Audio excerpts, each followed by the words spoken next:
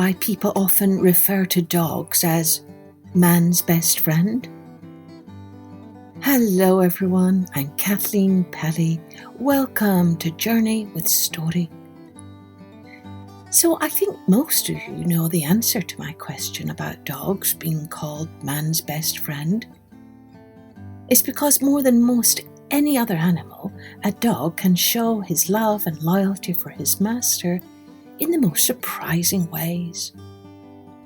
Today's story is based on a true story about a little dog who lived in the city of Edinburgh a long time ago, and he became famous because of how he showed that he was indeed his master's best friend. So famous was this dog that years later Walt Disney even made a movie about him. And when I was a wee girl growing up in Scotland, this story was one of my favourite stories. Today you will be hearing my retelling of the story. And it's very fitting that we have a special Scottish episode today, because yesterday, the 25th of January, was what is known in Scotland as Burns Night, when people come together to celebrate the life of a very famous Scottish poet or bard called Araby Burns. He was born on January the 25th, 1759, and was famous for writing poems in the Scottish vernacular. That just means he used a lot of Scottish words, and his best known work is Auld Lang Syne, that many people all over the world sing when they bring in the new year. Before we begin, please take a moment to show your loyalty to this podcast by rating, reviewing and sharing it with others. Thanks ever so much, and do visit us at www.journeywithstory.com to send us your drawings or letters so we can share with others. Now, let's take a journey with Greyfriars Bobby, the dog who never gave up. There are a few Scottish words here that you may not know. Bobby is a Scottish word meaning policeman. Keek just means to peek out. Smur of rain is just a light mist of rain. Long ago, on a farm outside the city of Edinburgh, in the heart of Scotland, a wee dog began his life, nameless and loveless. His owner was a crusty farmer who cared nary a whit for man nor beast. But still the wee dog did not give up on life. Instead, he learned how to nip and yap and dodge the poke of the farmer's stick. One day the farmer read a notice in the newspaper. Dogs wanted as watchdogs for our bobbies in the city police. So the farmer sold the wee dog to a man who came by in a rickety-clickety cart. He's just what those bobbies need, the farmer told him. A feisty wee beast. Aye, picking a fight and afraid of no one.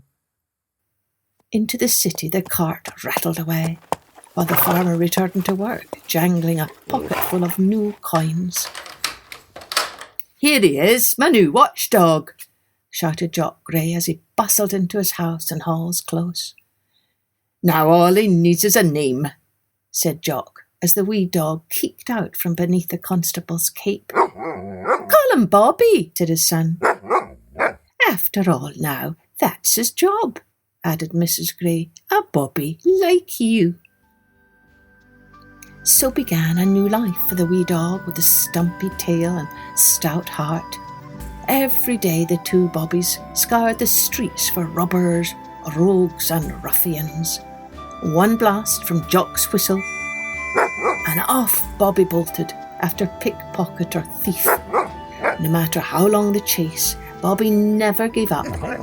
Not until he had clamped his jaws tight around trouser cuff or petticoat hem. And no matter how long or how hard his captive shouted or shrieked or tried to shake him off, Bobby never gave up until Jock arrived with baton and handcuffs. On night patrol, Jock and Bobby made their rounds through the cemetery of Greyfriars churchyard, called after the grey habit of the friars of St. Francis, who had once lived there. Now it was a haunting ground not only for spooks and spectres, but also for the host of thieves who lurked there. Whenever Bobby caught a whiff of fear from his master, he pressed in close next to Jock's legs like a shaggy shield. "Ah, you're a brave wee dog," whispered Jock. On their day off, Jock led Bobby up to Calton Hill, where the women hung their laundry away from city soot and grime. Bobby loved to romp up the heathered hill, charging at the sheets that flip-flopped on the line, like merry ghosts waving in the wind. And at the end of their shift, the pair of them always stopped for a bite to eat at Mr. Trail's eating house on Candlemaker's Row.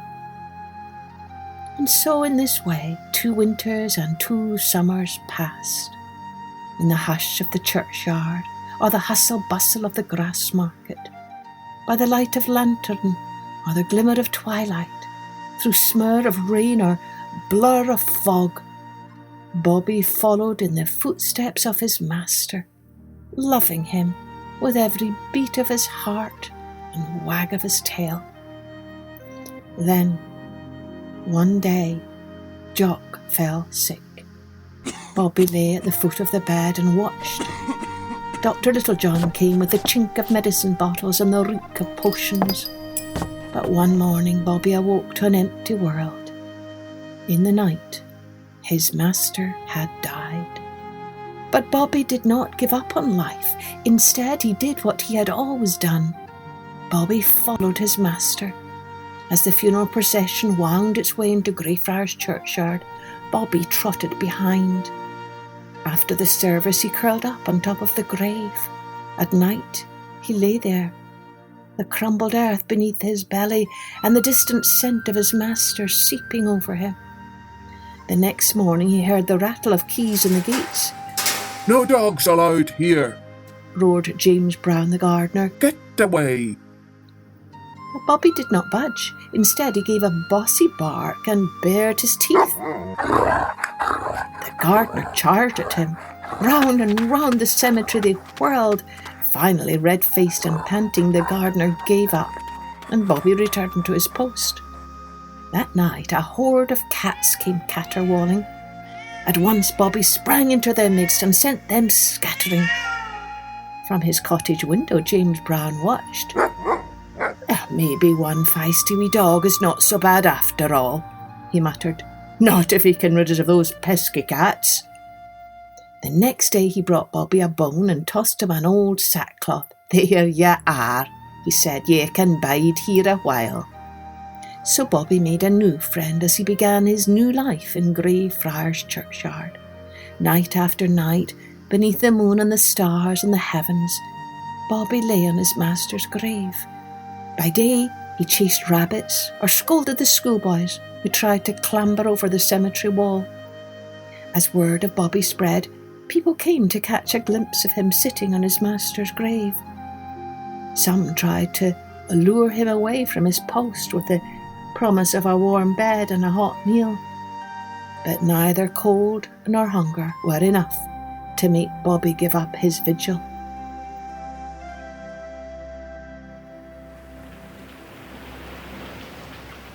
At night, when the wind whipped and the rain pelted, Bobby huddled for shelter beneath the table stone beside the grave. And when the pangs of hunger gnawed at him, he learned that the boom from the cannon in the castle on the hill, the city's new time signal, meant dinner time at Mr. Trail's eating house on Candlemaker's Row.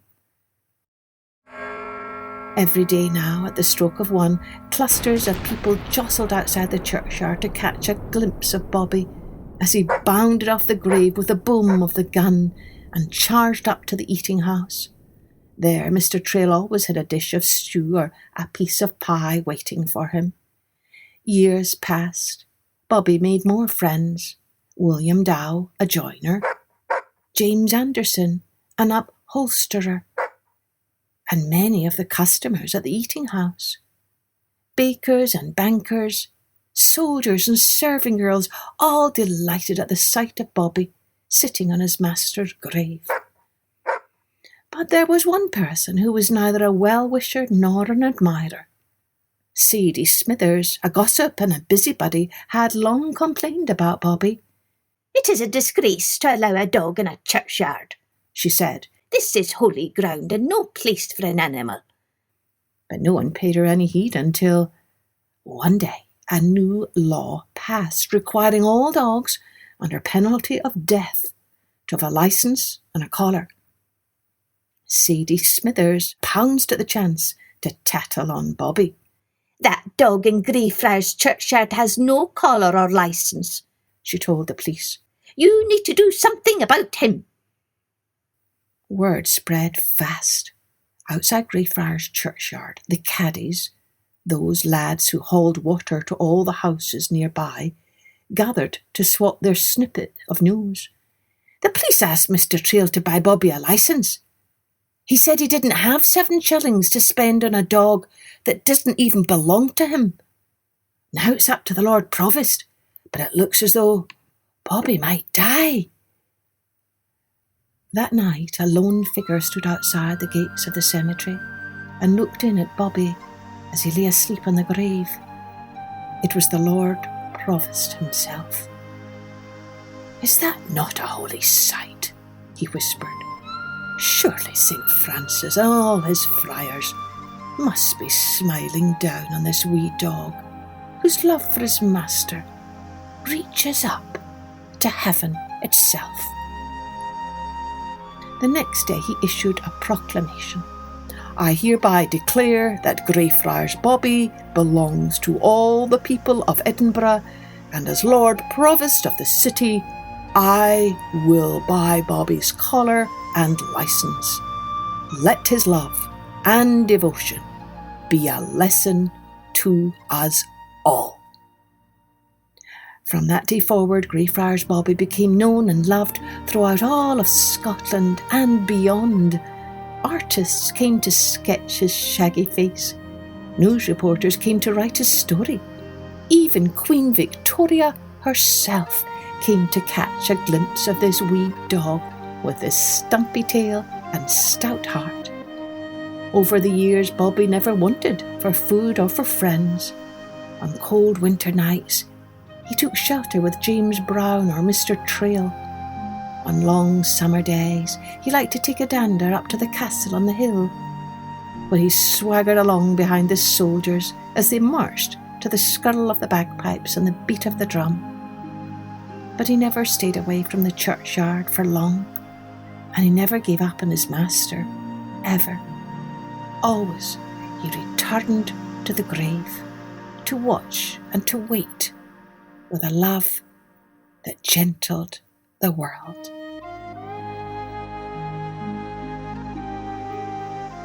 Author's note.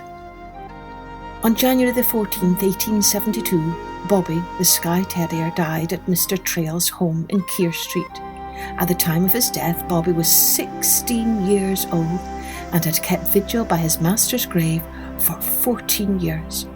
Although he could not be buried in Greyfriars churchyard, as that was consecrated ground, he was buried in a triangular flower plot just outside and still very close to his beloved master.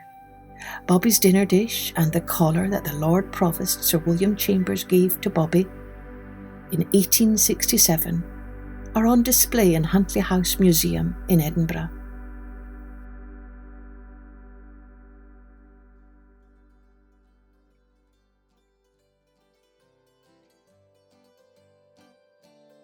When I grew up and went to university in the city of Edinburgh, I used to live right next to Greyfriars Bobby's statue at the top of Candlemaker's Row. And when I lived in America and visited schools for an author's visit, I always told the children about Bobby because he's such a great part of our Scottish history. And no matter what one of my own books I read to the children, they always wanted to hear more about Greyfriars Bobby. I hope you love this story as much as I do, and maybe it is a good reminder for us all to try to be as loving and loyal to all of our friends and family as Bobby was to his master. Cheerio then. Join me next time for Journey with Story.